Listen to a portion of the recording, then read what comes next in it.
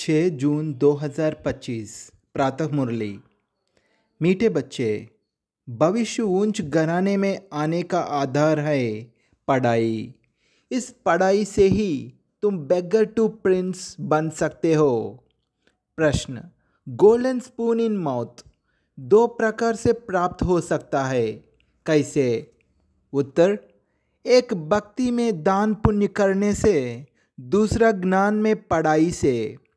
भक्ति में दान पुण्य करते हैं तो राजा या साहूकार के पास जन्म लेते हैं, लेकिन वह हो गया हद का।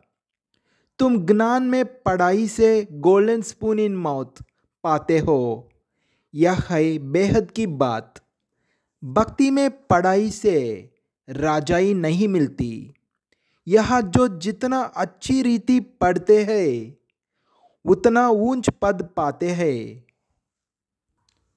धारणा के लिए मुख्य सार। पहला पॉइंट, किसी भी बात का फिक्र नहीं करना है, सदा हर्षित रहना है।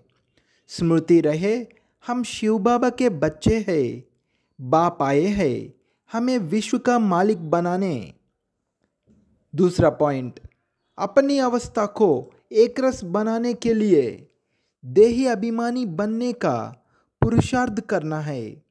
इस पुराने घर से ममत्व निकाल देना है। वरदान, मनन शक्ति द्वारा बुद्धि को शक्तिशाली बनाने वाले मास्टर सर्वशक्तिमान भव।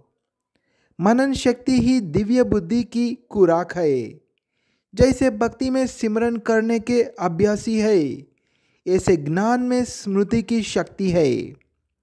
इस शक्ति द्वारा मास्टर सर्वशक्तिमान बनो।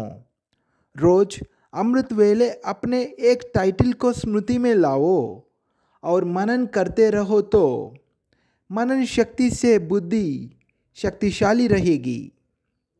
शक्तिशाली बुद्धि के ऊपर माया का वार नहीं हो सकता, परवश नहीं हो सकते, क्योंकि माया सबसे पहले व्यर्थ संकल्प रूपी बाण द्वारा दिव्य बुद्धि को ही कमजोर बनाती है।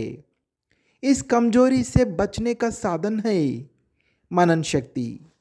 स्लोगन, आज्ञाकारी बच्चे ही दुआओं के पात्र है। दुआओं का प्रभाव दिल को सदा संतुष्ट रखता है। अव्यक्त इशारे, आत्मिक स्थिति में रहने का अभ्यास करो, अंतर्मुखी बनो।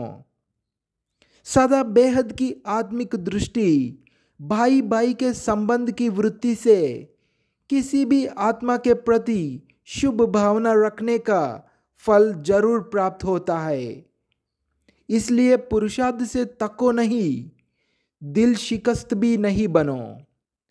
निश्चय बुद्धि हो, मेरेपन के संबंध से न्यारे हो। शांति और शक्ति का सहयोग आत्माओं को देते रहो। ओम शांति।